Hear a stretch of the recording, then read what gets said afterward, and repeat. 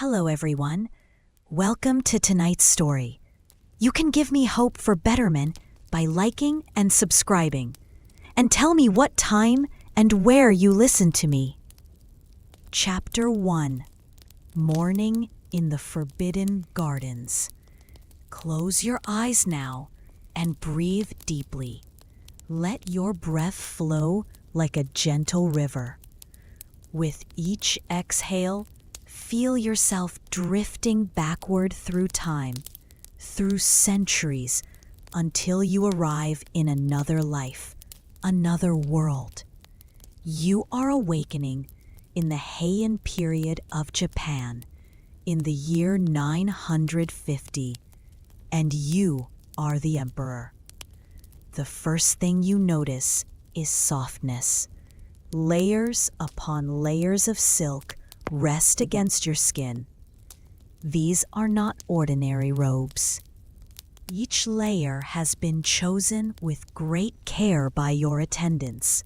The innermost robe is the palest shade of dawn pink, followed by cream, then soft yellow, then gold. This combination is called Kasane no Irome, the layering of colors, and it represents spring's first cherry blossoms. Even in rest, even in sleep, an emperor must embody the seasons. You do not open your eyes immediately. There is no need to rush. Time moves differently within the walls of the Imperial Palace. Outside these walls, farmers are already in their fields. Merchants are opening their shops. But here, in the Seiryoden, your private residence within the palace complex, the morning unfolds like a lotus flower, slowly, petal by petal. Listen, can you hear it? The faint sound of a bamboo fountain in the garden. Shishiodoshi, the deer frightener.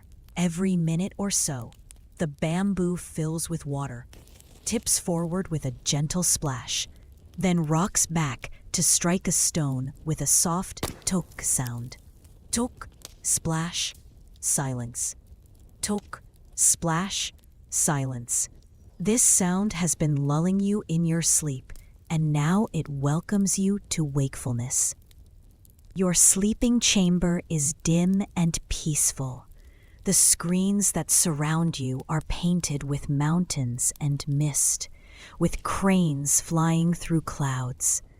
These are not just decorations. They are reminders of the world beyond, of nature's eternal patterns, of the mountains where the kami, the spirits, dwell. Even here in the heart of the capital city of Heian-kyo, you are never far from the natural world. Breathe in. The air carries the gentlest hint of incense.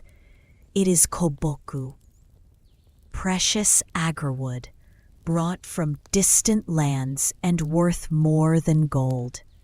The incense has been burning all night in a small covered vessel, filling your sleeping space with a scent that is woody and deep and slightly sweet. This scent will cling to your robes throughout the day, marking you as imperial, as someone who exists in a different realm from ordinary people. You hear a soft rustling beyond the screens. Your attendants know you are awake, though you have not called out or moved. They know because they have been trained since childhood to sense these things, to anticipate your needs before you express them. One of them approaches the screen and kneels, silent, waiting for your permission to enter. Let your breathing remain slow and deep. There is no urgency in this life. The entire palace exists to move at your pace. You make the smallest sound of acknowledgement, nothing more than a gentle exhalation, and the screen slides open with barely a whisper. 3 attendants enter, moving with such fluid grace that they seem to float above the tatami mats. They do not look directly at you. To meet the emperor's eyes without permission is unthinkable. They help you rise from your sleeping platform. Your body feels rested, heavy with sleep in the most pleasant way. The attendants support you with the lightest touch as you move to a sitting position. One of them brings a basin of warm water, scented with yuzu citrus. You rinse your hands and face, and the warm water is like a blessing, washing away the last traces of dreams. Now begins the ritual of dressing. This is not a simple task. This is an art, a ceremony, a meditation. Each robe must be layered in perfect order. Each fold must fall in exactly the right way. Your attendants work in complete silence, their movements synchronized like dancers. They have done this every morning for years, and their hands know the way without thinking. First, the white hito, the innermost robe of the softest silk. Then the layers begin. Each robe is slightly longer than the one before, so that the hems create a cascade of color. Pink, cream, yellow, gold.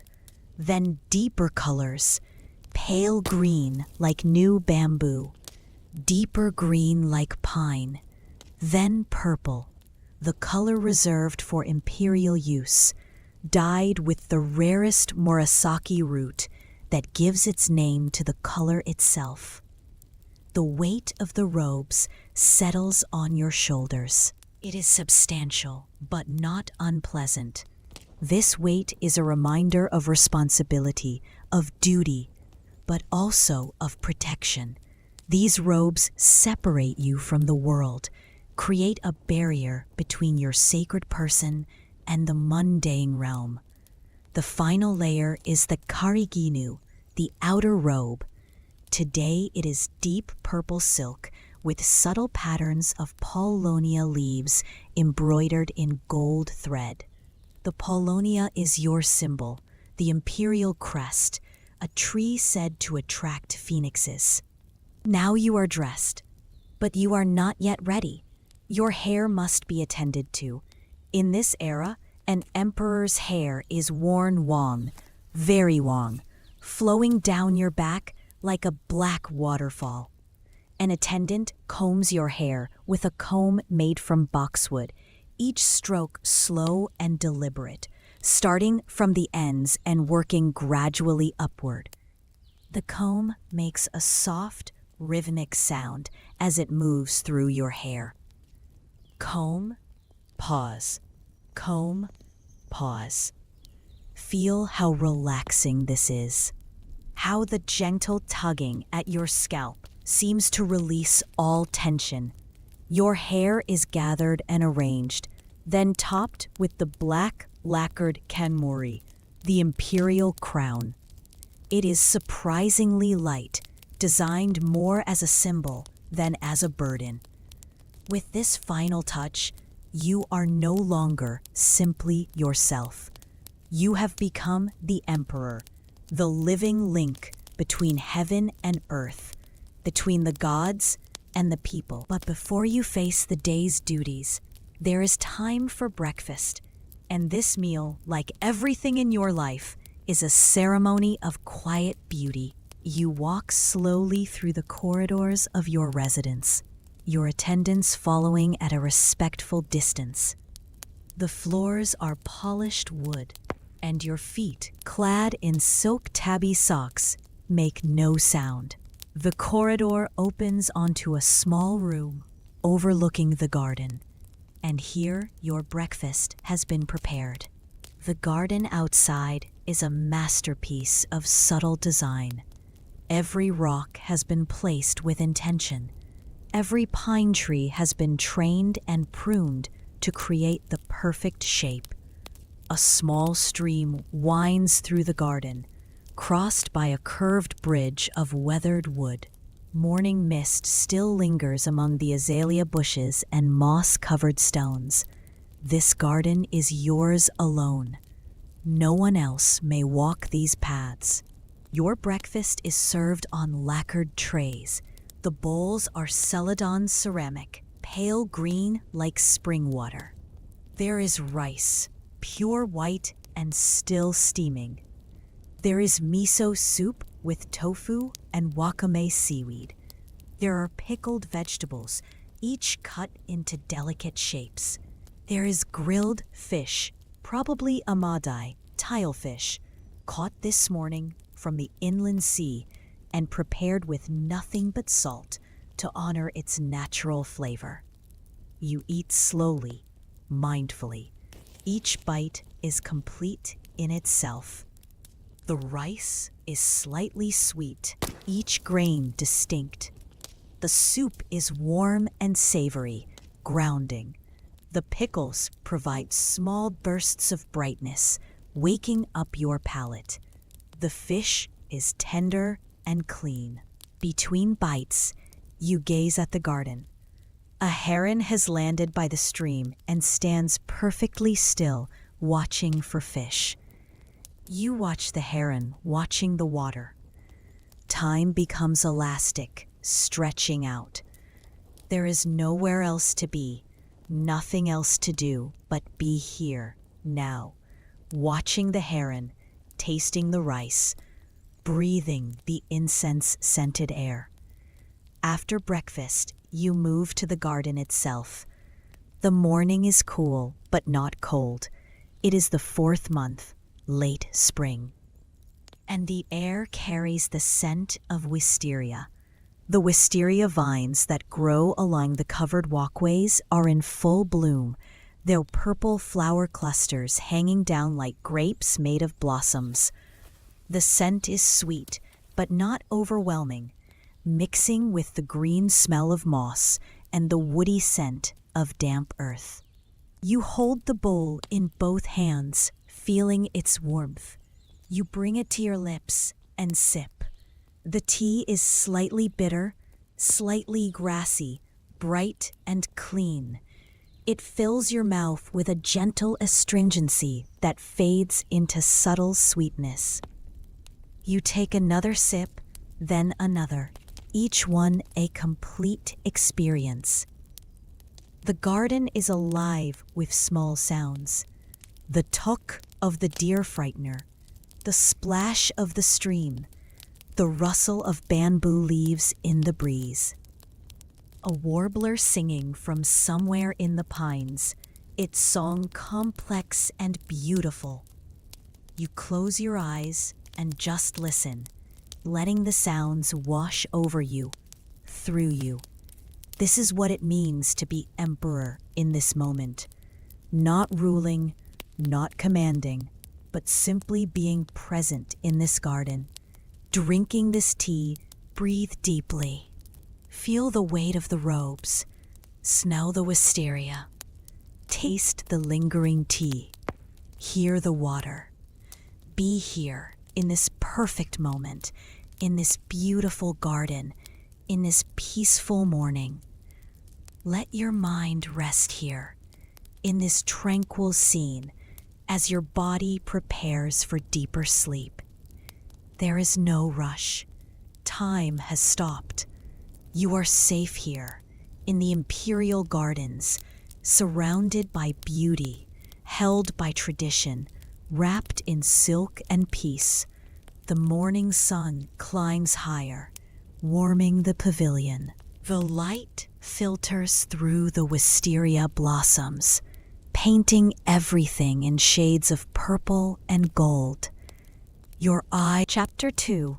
The Poetry Gathering. The afternoon finds you in the Shishinden, the hall for state ceremonies. But today there is no formal ceremony, no audience with ministers or provincial governors. Today is different. Today is softer. Today is for poetry. Take a deep breath and settle into this moment. Feel how your body has relaxed since morning. Your robes are familiar now, their weight comforting rather than burdensome. You have taken lunch in your private quarters, simple and nourishing, and now you come to this grand hall for something that feeds a different kind of hunger. The Shishinden is vast and beautiful. The floor is made of hinoki cypress wood, polished until it glows like honey.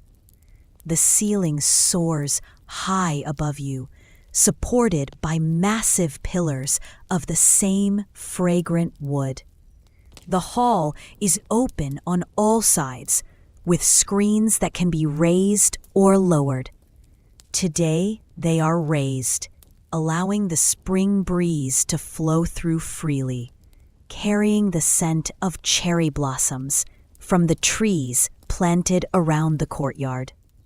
Today, the hall has been prepared for a yutakai, a poetry gathering. Silk cushions have been arranged in a large circle. Low writing tables have been set before each cushion, each holding paper, ink, and brushes. In the center of the circle, an arrangement of flowering branches has been placed in a bronze vessel, cherry blossoms and pine, the temporary and the eternal together. Your most trusted companions are arriving. These are not politicians or generals. These are poets, scholars, and artists, the people with whom you can share your inner world.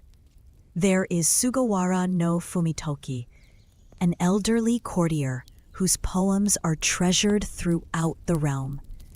There is Lady Nijo, a gentlewoman whose poetry about the changing seasons has moved you to tears. There is the monk Kukai, whose calligraphy is said to contain enlightenment itself. They enter the hall one by one, moving with quiet grace, bowing low before taking their places on the cushions.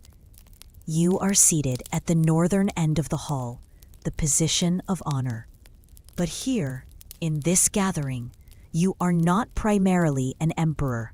You are a fellow poet, a seeker of beauty, a student of the eternal made manifest in 17 syllables.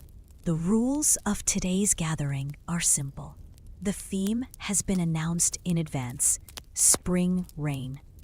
Each person will compose a waka, a 31-syllable poem in the traditional form. 5 syllables, then 7, then 5, then 7, then 7. Within this strict structure, infinite worlds can be created.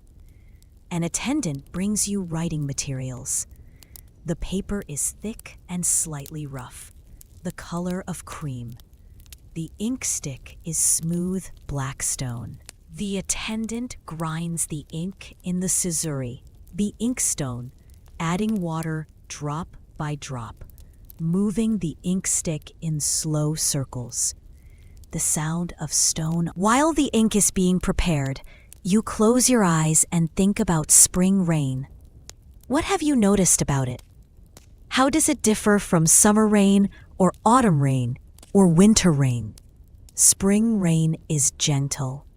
It falls quietly, without the drama of summer's thunderstorms. It is sometimes barely more than mist. It makes everything green, coaxes shoots from the earth, swells buds on branches. It falls at night, and by morning the world is transformed. The ink is ready. The attendant dips the brush and hands it to you, handle first, with both hands, with a slight bow. You accept it the same way. The brush is soft, made from weasel hair, tapered to a fine point. You hold it vertically, the way you were taught as a child. Your hand relaxed, your breathing steady. You hover the brush over the paper. The first stroke is always the hardest. Once you begin, the poem must flow without hesitation. Your hand must trust your heart. You breathe in. You hover the brush over the paper. The first stroke is always the hardest. Once you begin, the poem must flow without hesitation. Your hand must trust your heart. You breathe in, breathe out, and then you write. The brush touches paper. Black ink flows onto cream. Characters appear, each one a small painting. Each stroke containing your breath, your energy, your state of mind. The brush moves down the page in columns, right to left, the traditional way. When you finish, you set the brush down and read what you have written. Spring rain at night. The garden receives it in silence. By dawn, each leaf bows under the weight of gift, too precious to be shaken off. You read it again silently, feeling the rhythm, counting the syllables on your fingers. 5, 7, 5, 7, 7.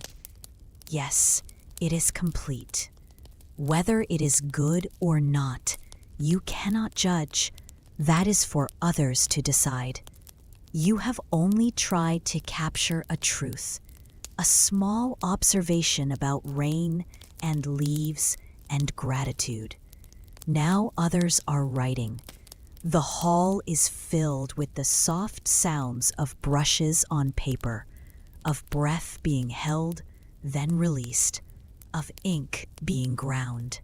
Lady Nijo writes with her eyes closed for the first few characters, trusting her hand to find the right path. Sugawara no Fumitoki writes quickly, decisively, then sits back with a small smile, satisfied. The monk writes so slowly that each character seems to emerge from the paper rather than being placed upon it. When everyone has finished, it is time to share. But this sharing is done in a particular way, a way designed to preserve harmony and prevent embarrassment. The poems are not read by their authors, but by a designated reader, and they are read without announcing who wrote them until afterward. This way, the poem itself is judged, not the person who wrote it. The reader, an elderly court official whose voice is still clear and strong, picks up the first poem. He kneels in the center of the circle, clears his throat gently, and begins to read in the traditional chanting style, drawing out the vowels, allowing the natural rhythm of the Japanese language to emerge. Spring rain descends, and the crows cease their calling in dripping pines. Only the sound remains of water finding water. There is a moment of silence after he finishes. Then, soft murmurs of appreciation. Someone says, "Yoshi, good." Someone else nods slowly. You recognize this as the work of the monk, with its Zen sensibility, its attention to absence as much as presence, its understanding that silence is also a sound. Another poem is read. The rice fields at dawn, each seedling wears a crown of spring raindrops. By noon, they will be gone, but the roots remember everything. This one brings more audible appreciation. It is concrete and abstract. Then your poem is read. You listen as if hearing it for the first time, and you notice things you did not notice while writing. The repeated E sounds in the Japanese, the way the poem moves from silence to wait to a kind of reverence. When the reading finishes, there is a particularly long silence, and you know this means the poem has struck something deep. Sugawara no Fumitoki brings his hands together in a gesture that is almost prayer. "That is an emperor's poem," he says softly, and everyone knows he does not mean it is your poem because you are emperor, but that it is an emperor's poem in its sensibility, its awareness of gift and responsibility, its understanding that to receive is also to carry. More poems are read. Each one is a small, perfect world. Each one shows you something you had not quite seen before about spring rain. By the time all the poems have been shared, you feel as if you have experienced spring rain in 20 different ways, through 20 different pairs of eyes, and you are richer for it. But the gathering is not over. Now comes the most anticipated part, the renga, the linked verse. This is a collaborative poem created by the group, with each person adding a link in turn. One person writes the first 3 lines, 575 syllables. The next person adds 2 lines, 77 syllables. Then the next person adds 3 lines, and so on, back and forth, building a poem that can go on for dozens or even hundreds of links. You begin the renga, as is your privilege. You think for a moment, trying to find an opening that will give others room to play, to add their voices.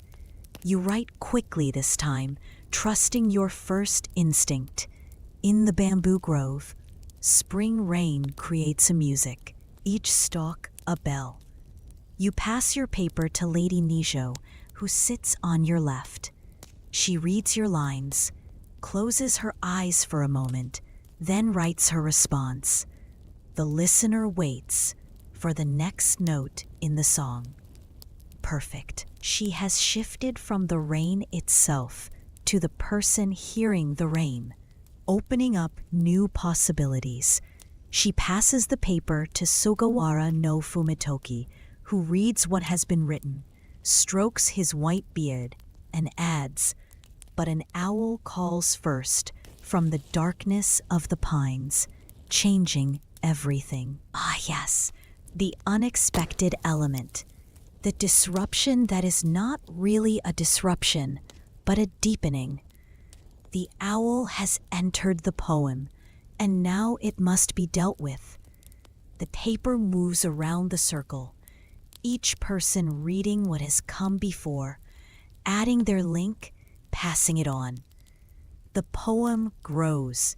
It becomes about rain, then about listening, then about owls, then about darkness, then about the moon appearing between clouds, then about a traveler seeing that moon, then about the traveler's home far away, then about the people waiting for the traveler, then about spring arriving in different places at different times, then back to rain, but now it is rain in a different season, seen from a different angle.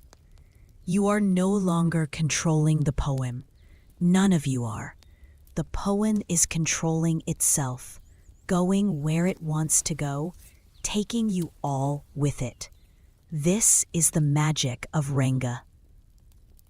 This is what happens when people let go. The poem circles back to you. You read the last few links, feeling where the energy wants to go. The previous link was about a mother watching her child sleep. You feel the poem wants to come to a close, wants to find a way home.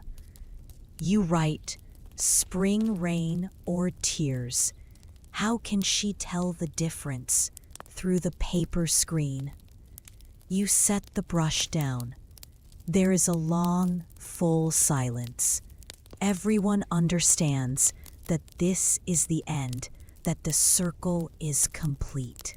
From bamboo grove to mother and child, from music to tears, from beginning to end, the poem has traced the arc of a human heart. The monk speaks first. "That was a good poem," he says. "We made a good poem together." And that is the perfect response. Not "I wrote well" or "you wrote well," but "we made a good poem together." This is the essence of Renga, of the poetry gathering, perhaps of life in the court itself.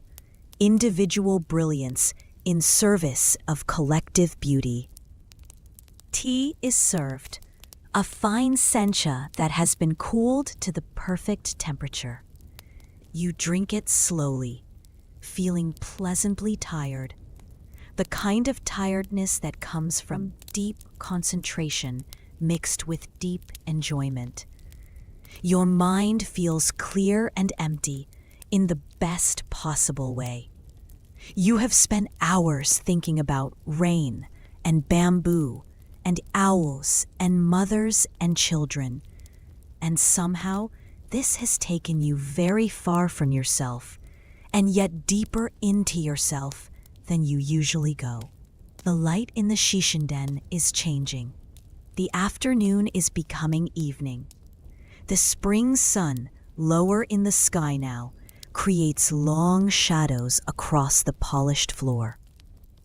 The shadows of the pillars stretch toward you like dark roads.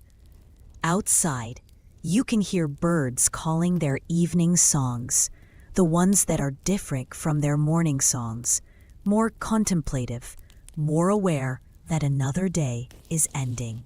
Your companions begin to take their leave one by one, bowing, expressing gratitude for the gathering, for your presence, for the poems that were made. You watch them go, feeling a gentle melancholy that is not quite sadness. It is more like the feeling at the end of a beautiful piece of music. That mixture of fulfillment and loss, the knowledge that something perfect has happened and is now over, unrepeatable, existing now only in memory. You remain in the hall alone as the sun sets. An attendant lights a single candle. Placing it on a stand, your mind drifts back to the poems. Spring rain.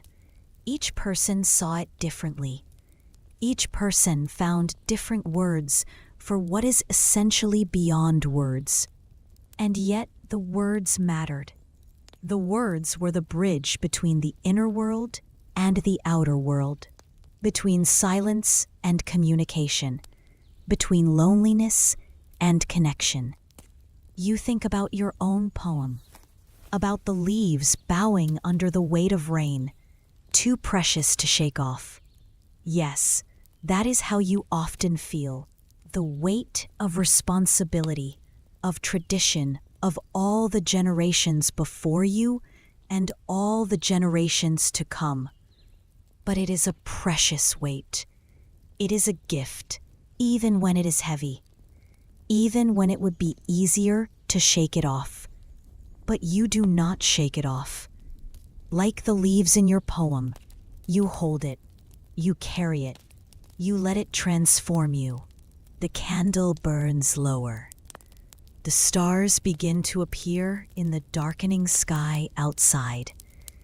You feel ready now to leave this hall, to return to your private quarters, to prepare for evening, for sleep, for dreams where poems write themselves and rain falls upward and everything is possible.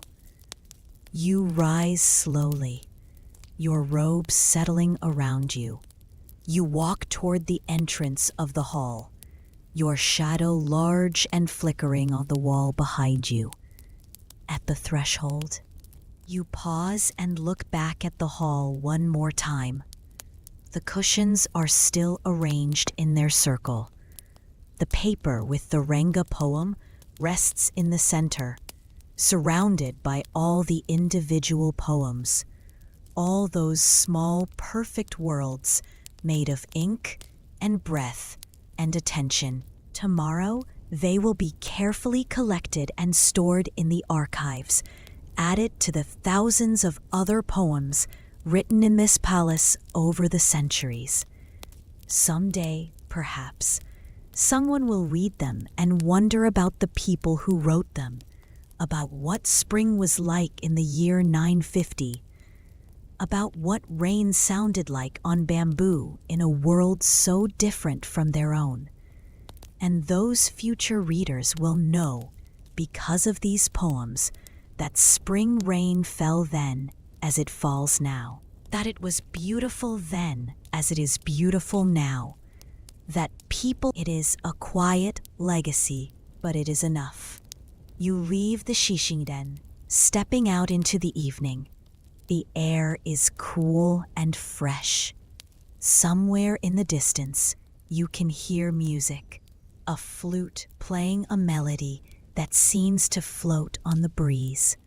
You stand still and listen until the music fades away. Then you walk slowly back to your residence, your feet silent on the wooden walkways, the stars appearing one by one above you, the day releasing you into night. Chapter 3. The moon viewing evening has settled over the palace like a soft blanket. Take a deep breath and let your shoulders drop. Feel your body sinking deeper into comfort. Tonight is special. Tonight is the night of the full autumn moon, and you have been preparing for this evening all day. The moon viewing, or skimi, is one of the most important ceremonies in the Imperial calendar. It is not a grand public ceremony with hundreds of guests. It is intimate, quiet, contemplative. It is a ceremony of attention, of appreciation, of alignment with the natural world. You have bathed in water scented with chrysanthemum petals, the flower of autumn. Your attendants have dressed you in robes of deep blue-gray, the color of twilight, layered over robes of pale silver. When you move, the silk catches the light and seems to shimmer like water. This is intentional. Tonight, you will watch the moon's reflection on the pond, and your robes will mirror that mirroring.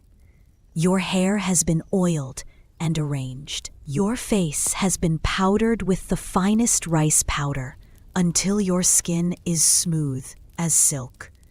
In your hair, a single ornament, a comb decorated with autumn grasses rendered in gold lacquer.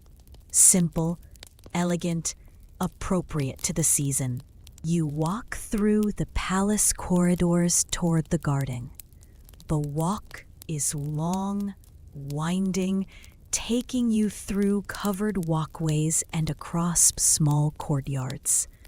This is by design. The journey to the moon viewing is part of the ceremony. It gives you time to transition from the concerns of the day to the contemplative mood of the evening. The corridors are lit by andon, paper lanterns with candles inside. They create pools of warm light along the way, separated by stretches of shadow. Walking through them is like moving through alternating states of consciousness. Clarity, mystery, clarity, mystery. Your footsteps are silent. Your breath is slow. By the time you reach the garden, your mind has quieted completely. The garden tonight is transformed. Screens have been set up to block unwanted views and to frame the perfect vista of the pond. Platforms have been built extending over the water, covered with tatami mats and surrounded by railings low enough to see over. On the platforms, cushions have been arranged, along with low tables. Everything is positioned for the optimal viewing of the moon and its reflection. A few others are already present. The Empress, your consort, dressed in robes even more elaborate than yours, layer upon layer of autumn colors, rust red, burnt orange, golden yellow, fading into gray like leaves transitioning through the season. Two of your most trusted advisors, the Imperial Tea Master, a renowned musician who will play the biwa, the lute, later in the evening. Perhaps 10 people in all. This ceremony is not about quantity, but quality. It is about shared attention, shared silence, shared awe. You take your place on the central platform, settling onto the cushions with your advisor's help. The Empress sits to your left, close enough that you can smell the incense in her robes, a complex blend that suggests autumn forests and distant mountains. You do not speak.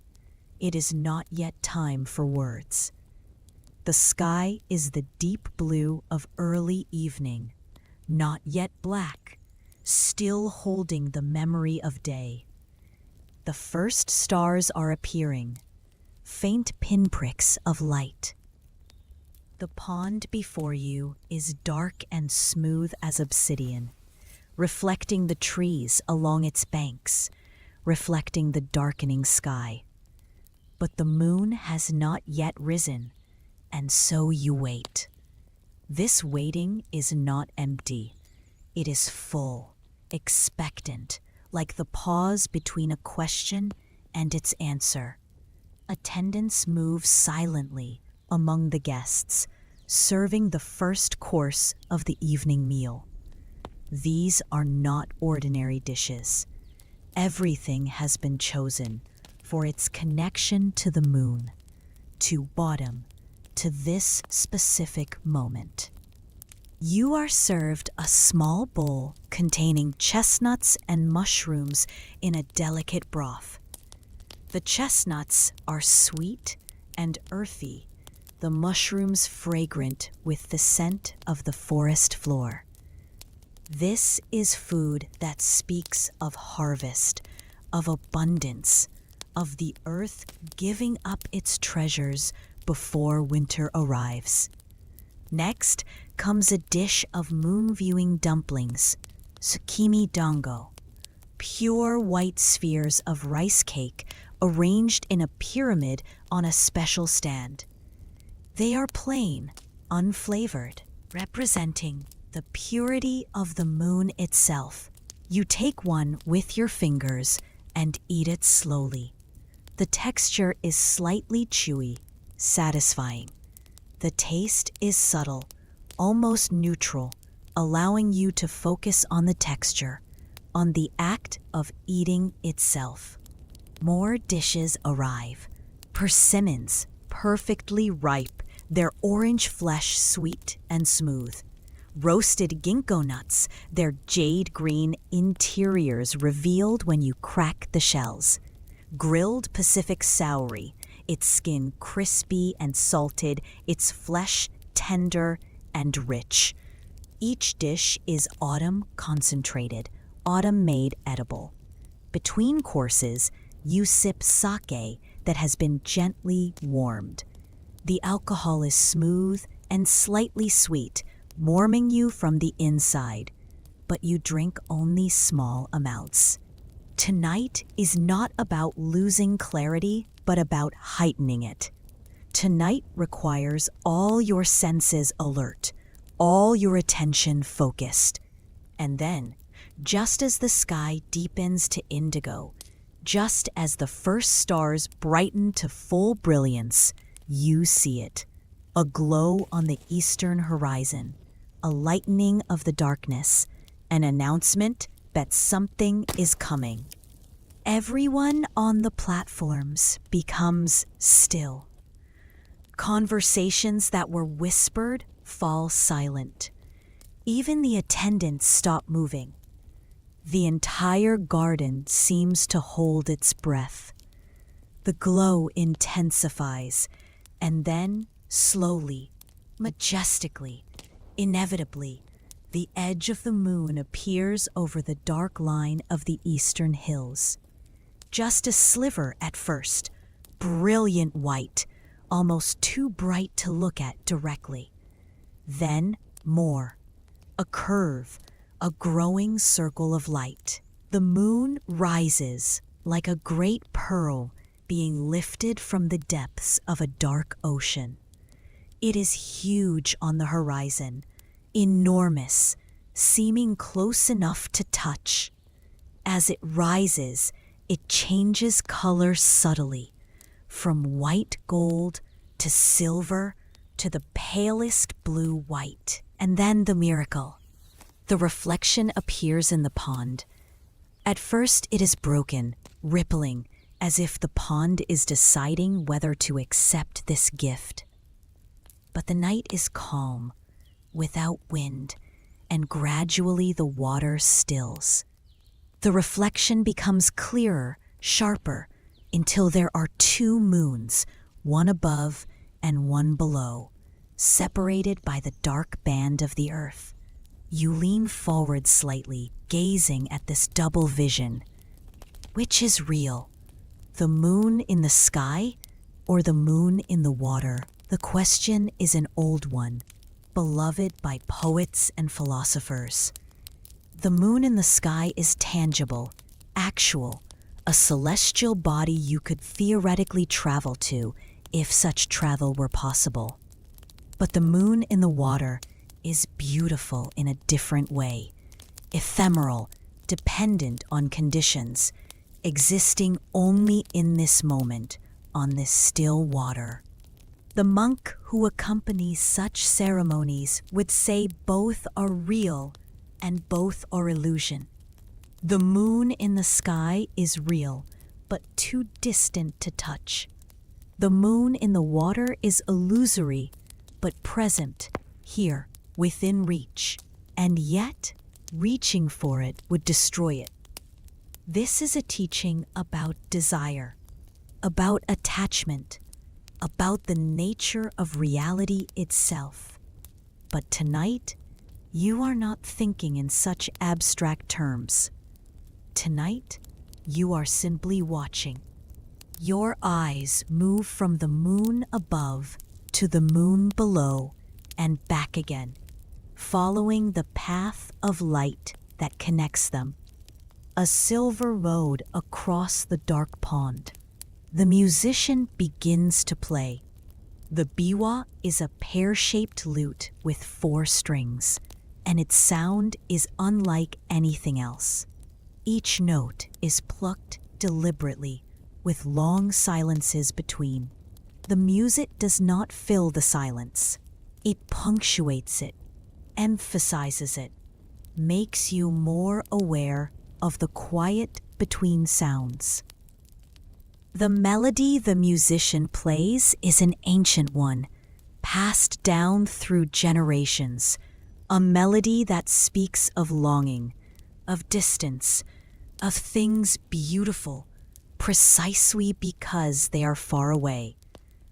The notes shimmer in the air like the moonlight shimmers on the water, each one perfect and complete, each one fading into silence before the next appears. You close your eyes and just listen. The biwa, the occasional rustle of silk as someone shifts position. The Empress speaks softly beside you, quoting an ancient poem. Is the moon the same one I saw in my childhood? Or has it too grown older with the years? You smile at this, understanding the question beneath the question. Everything changes, even things that seem eternal. The moon is constant in its cycling, but never exactly the same. Each full moon occurs under different conditions, is seen by different eyes, evokes different feelings. More poetry is shared as the evening deepens, not composed tonight, but remembered, recalled from the vast treasury of poems that everyone at court has memorized. Poems about the moon, by poets long dead, poets whose bodies have returned to dust, but whose words remain bright and alive. The moon tonight, it must be on a journey, for it rises late and travels slowly across a sky it knows by heart. Autumn moonlight, even my shadow on the wall appears dignified. Clear water flowing over rocks creates a sound the moon can hear from its height above the world and leans down closer to listen. Each poem is received in silence, allowed to resonate, to sink in before the next one is offered. This is not a competition. This is communion. This is a gathering of people who understand that you contribute a poem you learned as a child, one taught to you by your mother, who learned it from her mother, stretching back through generations of women in your family. My mother told me, the moon is always watching. Even when clouds hide its face from our eyes, it sees us clearly still. After you speak, there is a particularly deep silence. Everyone understands you have offered something precious, something personal, a memory of your mother wrapped in poetry. The Empress reaches over and briefly touches your hand, a gesture of understanding, of shared loss. Your mother has been gone many years now, but in this moment, in this poem, she is present again. The tea master begins preparing tea using a small portable brazier set up on one of the platforms. You watch as he heats the water, listening for the particular sound that indicates the perfect temperature. The Japanese have names for the different sounds boiling water makes. First is the wind in the pines, a gentle susurration. Then comes the waterfall sound, a rushing. Tonight he stops at the wind in the pines, removing the kettle just as the water begins to simmer. He prepares the tea with movements that are both efficient and meditative. Each gesture has been perfected through years of practice. The way he scoops the tea leaves, the way he pours the water, the way he whisks the tea, the way he turns the bowl to present its most beautiful side to the guest. All of this has the quality of dance, of prayer. You receive your bowl with both hands, bow slightly to the tea master, and turn the bowl twice clockwise before drinking, as tradition requires. The tea is excellent tonight, grassy and bright, with a pleasant bitterness that cleanses the palate. You drink it in 3.5 sips, as you were taught, the final half sip making a soft sound that signals completion. The moon continues its journey across the sky. Hours pass, but they do not feel long. Time has become fluid, elastic. You are not waiting for anything, not anticipating anything. You are simply here, present, attentive. This is a rare gift in your life, this complete absorption in the moment. A wind picks up, gentle but noticeable. The reflection in the pond shivers and breaks into 1,000 dancing fragments of light. For a moment, there is not one moon, but countless moons, all moving, all shimmering. Then the wind passes, the water stills, and the single reflection returns. Muzhou. The monk beside you murmurs. Impermanence. The fundamental Buddhist teaching. Everything changes. nothing remains. Even this beautiful moon, even this perfect evening, even this life you are living, all of it is temporary, fleeting, already disappearing even as you experience it. But somehow, this is not a sad thought tonight. Instead, it makes everything more precious. Because this will never happen again exactly this way. This moon, this water, this company, this version of yourself. Every moment becomes invaluable, not despite its impermanence, but because of it. You feel a deep peace settling over you, a peace that has nothing to do with the absence of problems and everything to do with acceptance. Yes, you are emperor. Yes, you carry great responsibilities. Yes, there are difficulties ahead, challenges to face, decisions to make. But right now, in this moment, you are simply a person watching the moon with other people who appreciate the moon. And this is enough. This is everything. The night grows later. Some of the guests begin to excuse themselves, bowing low, expressing gratitude for the evening. The empress departs, her many-layered robes rustling softly as she rises. Eventually, only you and the monk remain on the platform, sitting in companionable silence. "Your Majesty seems peaceful tonight," the monk observes. "The moon teaches peace," you reply. "The moon teaches nothing," he says with a slight smile. "The moon simply is. We are the ones who learn." You laugh softly at this correction, this gentle teaching moment. Yes, of course, the moon does not teach. The moon does not try to be beautiful. The moon does not perform for an audience. The moon simply exists, following its nature, and we are the ones who project meaning, who find lessons, who compose poems. And yet, the lessons feel real. The beauty feels real.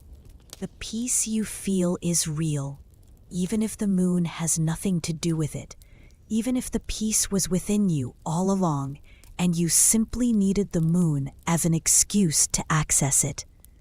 "Thank you for sitting with me," you say to the monk. "Thank you for inviting me to see the moon from this garden," he replies. "Not everyone gets to see such things. This, too, is a teaching. Your privilege is real. Your position gives you access to beauty that most people in your realm will never experience. The garden, the platforms, the perfect food, the musicians, all of this exists because of labor, because of the work of countless people who will never themselves recline on silk cushions and watch the moon in such comfort. This awareness does not erase your enjoyment, but it complicates it, deepens it. With privilege comes responsibility. You cannot simply enjoy the moon. You must, in some way, be the moon for your people. You must reflect light into their lives. You must be constant in your cycling through responsibilities. You must be beautiful, not for your own sake, but as a gift to others. It is a heavy thought, but tonight, even heavy thoughts feel somehow light, manageable. Everything is manageable under the moon. Everything is bearable in this silver light. Finally, you rise. Your legs are stiff from sitting so long, and an attendant helps you to your feet. You stand on the platform, looking one last time at the moon and its reflection. They are still there, will be there all night, will be there whether you watch them or not. Good night, moon. You whisper, so softly that even the monk beside you cannot hear. It is a childish thing to say, something you might have said when you were very young. But it feels right tonight. You walk slowly back through the garden, through the corridors, back to your sleeping quarters. The palace is quiet now. Most people are asleep. Your footsteps and the rustle of your robes are the only sounds. In your chamber, attendants help you undress, removing layer after layer of silk, folding each robe carefully, storing it away. With each layer removed, you feel lighter, more yourself. By the time you are down to your sleeping robe, simple white cotton, you feel almost naked, unburdened. You lie down on your sleeping platform. The screens around you are painted with night scenes. The moon over mountains, the moon reflected in water, the moon through pine branches. Even here, the moon follows you. Or perhaps you follow the moon. Perhaps everyone does, whether they know it or not. And yet, this feels like the most important work you could have done. To remain human, to appreciate beauty, to connect with others through shared wonder, to remember that beneath all your roles and responsibilities, you are a living being on a living planet, spinning through space beneath an ancient moon. And this is a miracle worth noticing. Your breathing deepens. Sleep is coming for you now, gentle and inevitable as moonrise. You welcome it. In your dreams, you are still in the garden, still watching the moon, but now you are floating on the pond itself, lying on your back, looking up at the sky while your body is supported by the water, held by it, rocked by it, like a child in a mother's arms. The moon looks down at you, and you look up at the moon, and there is no distance between you, no separation. You are the moon, watching yourself. You are the water, reflecting. You are the one who watches, and the one who is watched, and the watching itself. Rest now. Float on the dark water of sleep. Let the moon watch over you. You are safe here. You are held. You are exactly where you need to be. The moon continues its journey across the sky, and you continue your journey into sleep. And both journeys are perfect. Both are complete. Both are exactly as they should be. Chapter 4. Winter morning, return to stillness. The final chapter of your life as emperor brings you to the depths of winter. Take a slow, deep breath. Feel how heavy and relaxed your body has become. Feel how easy it is now to let go, to sink deeper into comfort, into peace. It is early morning, before dawn. Outside your sleeping chamber, snow is falling. You cannot see it yet, but you can feel it. The quality of silence changes when snow is falling. The world becomes muffled, soft, as if wrapped in cotton. Even sound moves differently through air thick with falling snow. You have been awake for a few minutes, but you have not moved. There is no need to move yet. You are warm under layers of silk quilts, cocooned in comfort. This is your practice now. In your later years as emperor, you have reigned for many decades.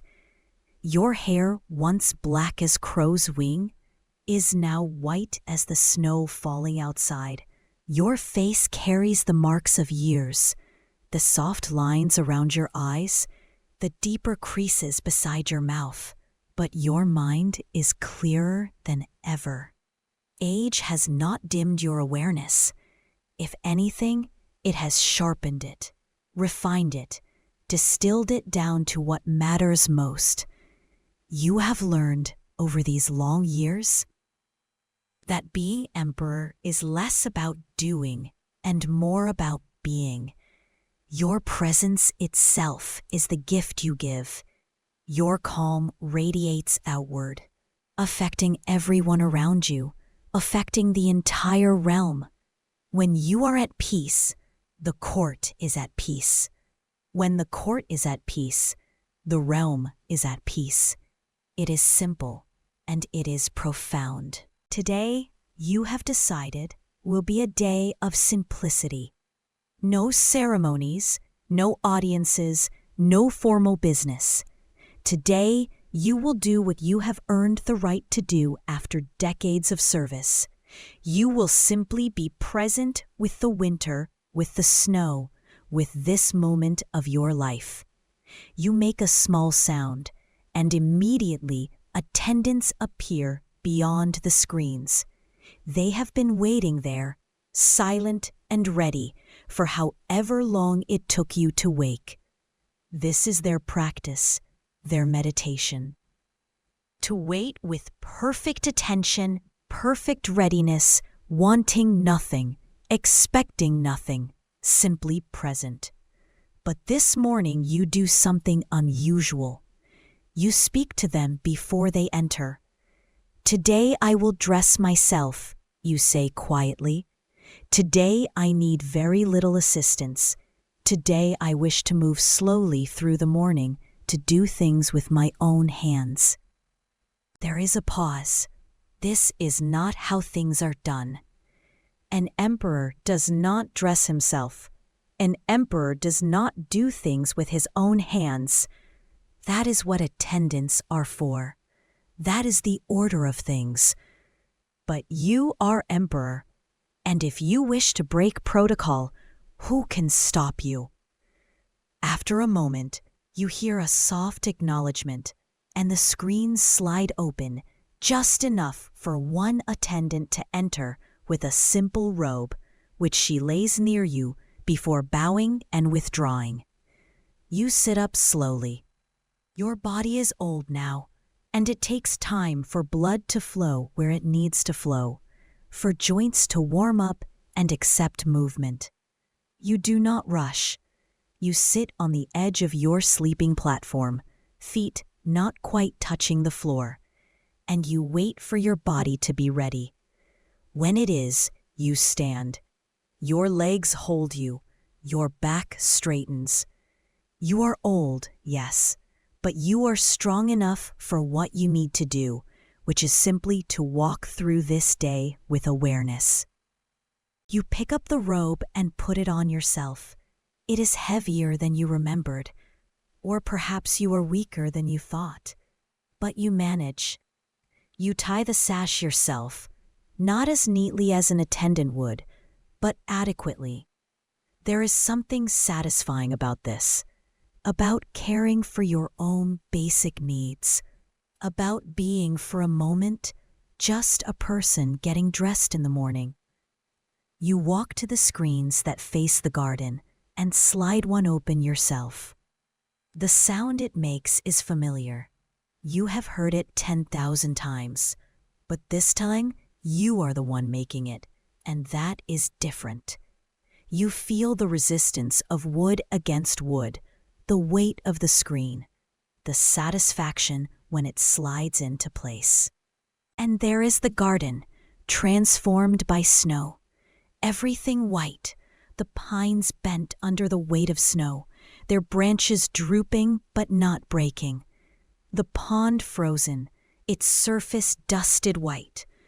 The pavilion where you drank tea last spring is now a ghost of itself, barely visible through the falling snow. The beauty stops your breath. You have seen snow many times. You have seen this garden in every season, in every kind of weather. But this morning, seeing it with these eyes, at this age, With this awareness, it is as if you have never seen snow before. It is entirely new and entirely familiar at once. You stand there for a long time, just watching the snow fall. Each flake is unique, you have heard. Each one a small miracle of crystalline structure, existing for a brief time before melting back into water. Your feet are cold on the wooden floor, but you do not mind. The cold is part of the experience. The cold makes the warmth of your robe more noticeable. The cold reminds you that you are alive, that your body still feels, still responds, still communicates with you about the world. Finally, you turn away from the view and move toward the small private room where you practice zazen, sitting meditation.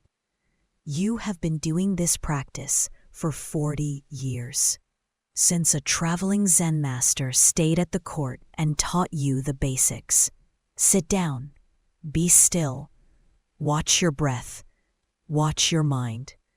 That is all. Simple, but not easy. The room is small and plain, especially by palace standards. The floor is bare wood. There is a single cushion for sitting. On one wall, a small scroll with calligraphy. Just this. 2 characters, worlds of meaning. You lower yourself onto the cushion, grateful that your knees still bend enough to allow this. You arrange yourself in the position you have held thousands of times.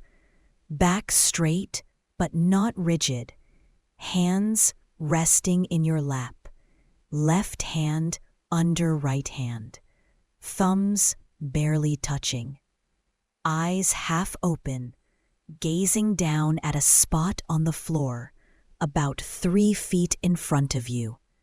And then you sit. You do nothing else.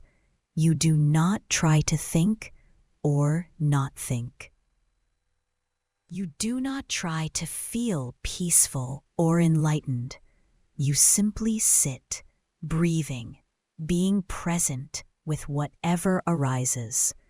At first, your mind is busy. It wants to think about the day ahead, about state business, about family, about the past, about the future. Let it. You watch these thoughts arise like bubbles in water. Watch them float by. Watch them disappear. You do not grab onto them. You do not push them away. You just watch. Your breath becomes the anchor. In, out. In, out. You feel the air at the edge of your nostrils, cool going in, warm going out. You feel your belly rising, falling.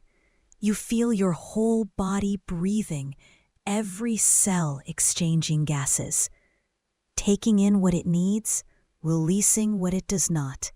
Time passes, though you are not measuring it. The snow continues to fall outside. The morning grows gradually lighter, though with snow clouds, the change is subtle, gray becoming lighter gray. At some point, this space, this awareness, this is who you really are. Not emperor, not old man, not even this particular body or this particular mind. You are the witnessing itself, the consciousness that experiences all of this, that has been experiencing all of this since birth and will continue until death, unchanged by anything that happens, like a mirror that reflects everything but is marked by nothing. This realization is not new. You have touched it many times in meditation, but each time it feels fresh, surprising, like coming home to a home you did not know you had. You sit with this awareness for eventually, you hear a soft bell ringing somewhere in the palace, the signal for a certain hour, though you have lost track of which one. The sound brings you gently back to your body, to your role, to the day waiting for you. You bow to the scroll on the wall. Just this, yes, just this moment, just this breath, just this awareness, nothing else needed. You rise slowly, carefully. Your legs are stiff from sitting, but in a good way, a satisfying way. You feel clean inside, scoured. As if the sitting has washed away accumulations of worry and planning and remembering. You return to the main chamber, where attendants are waiting with breakfast. But before eating, you ask for tea to be prepared, and you ask the tea master to teach you, once again, the proper movements. He is surprised. You have watched him make tea hundreds of times, but he complies, demonstrating slowly, explaining each gesture and its meaning. You follow along with your own tea things. Your movements are clumsy compared to his, unpracticed. You spill a little water. Your whisking creates foam that is lumpy rather than smooth. But you are learning, and learning at this age feels precious. You are not too old to be a beginner. You are never too old to approach something with fresh eyes, with humility, with the willingness to be imperfect. You drink the tea you made yourself. It is not as good as the tea master's tea, but it is yours, and that makes it special. Each imperfect sip is a reminder that perfection is not the goal. Presence is the goal. Attention is the goal. Love is the goal. After breakfast, you dress more fully with attendants' help, putting on the proper robes for even a quiet day of informal activity. But you choose the simplest ones, the most comfortable, prioritizing warmth and ease over display. You walk through the palace, just walking, with no particular destination. You visit parts of the compound you have not seen in years. You stop to speak with servants and guards, people you normally would not notice. You ask about their families, their health, their concerns. You listen to their answers with full attention, looking into their eyes, seeing them as people, not as functions. They are surprised, even uncomfortable, at this attention from the emperor. But they respond, tentatively at first, then more openly, and you see in their faces a softening, a pleasure at being seen, at being treated as individuals who matter. This, you think, is what you should have been doing all along. Not hidden behind screens and protocol, but present with the people who make the palace function, whose labor creates the beauty and order you enjoy. Better late than never. Better this moment of connection than no connection at all. You find yourself in a garden you barely remember, a small courtyard used by laundry workers. The space is humble, practical, but it has its own beauty. Someone has planted plum trees here, and though it is winter, you can see the beginnings of buds on the branches. Soon, in late winter, these trees will bloom, fragrant and brave, flowering before their leaves emerge, taking the risk of late frost for the reward of early spring. You stand looking at the buds. These tiny promises of future beauty. You will see them bloom, probably. You are old, but not yet at death's door. But even if you do not, even if this is your last winter, these buds will bloom for someone else. The plum trees do not bloom for any particular person. They bloom because blooming is their nature. They offer their beauty freely to whoever has eyes to see. This is your final teaching to yourself, to bloom because it is your nature, without attachment to who sees or benefits, to be generous not for reward, but because generosity is its own reward.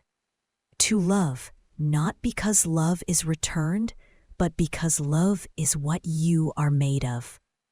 You return to your chambers as afternoon fades toward evening. The snow has stopped, and the sky is clearing. Between the clouds, patches of blue appear, deep and infinite. The setting sun finds these gaps and sends light streaming through, turning the snow-covered garden golden, then pink, then purple. You watch from the window as day becomes evening, as light becomes darkness. You do not try to hold on to the light. You let it go. Let the darkness come, trusting that morning will return, that the cycle will continue with or without you. Dinner is simple. Rice, soup, pickles, a small piece of grilled fish. You eat mindfully, tasting each bite completely. After dinner, you bathe in water heated to the perfect temperature, scented with hinoki wood. You soak until your muscles are completely relaxed, until tension you did not know you were carrying has dissolved into the warm water. Back in your sleeping chamber, in your simple sleeping robe, you lie down on your platform. The quilts are pulled up to your chin. The room is dark except for a single candle, and even that will be extinguished soon. You feel profoundly tired, but it is a good tiredness, the tiredness of a day fully lived, fully experienced. You have been present today. You have paid attention. You have connected with others and with yourself. It has been a good day. It has been a good life. As sleep approaches, your mind drifts back over your life as emperor. So many ceremonies, so many decisions, so many years of service. Mistakes made, certainly. Opportunities missed, yes. But also moments of beauty, moments of connection, moments when you touched something true, something real, something eternal. The poetry gathering in spring, the moon viewing in autumn, the meditation this morning, the conversation with servants, the sight of plum buds in winter. These moments are your real treasure, worth more than all the gold in the Imperial treasury, worth more than any monument or history book entry. These moments are what you will carry with you wherever you go next. These moments of presence, of attention, of love. Everything else, power, position, palace, will remain behind. But these moments of true being, these will go with you, are already part of you, inseparable from your deepest self. Your breathing slows. Your body feels heavy, sinking into the futon like snow sinking into snow, like water returning to water. You are letting go now, letting go of the day, letting go of consciousness, letting go even of this life you have been living, this role you have been playing. But you are not afraid. There is nothing to fear in letting go. Letting go is natural. It is what snow does when it melts. It is what blossoms do when they fall. It is what the moon does when it sets, trusting that it will rise again. And if this is your last night, if you do not wake tomorrow, that is all right too. You have lived fully. You have loved well. You have paid attention to beauty. You have done your best to be present, to be kind, to be awake. What more could any life ask? Your eyes close for the final time tonight. The candle flickers and goes out. The room is dark, but you are not in the room anymore. You are floating. You are the snow falling on the garden. You are the plum buds waiting for spring. You are the moon reflected in water. You are the emperor and the attendant and the tea master and the monk.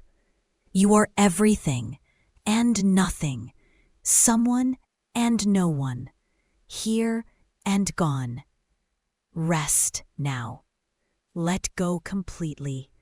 You have earned this rest. You have earned this peace. You have earned this quiet dissolving into the great mystery from which you came and to which you return.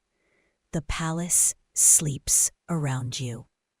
Sleep well, Emperor. Sleep well, old friend. Sleep well, tired body. Sleep well, busy mind. Sleep well, ancient soul. Just this. Just breathing. Just being. Just peace. The end and the beginning and the endless middle. All one. All now. All here. All well. Rest. Rest. Rest.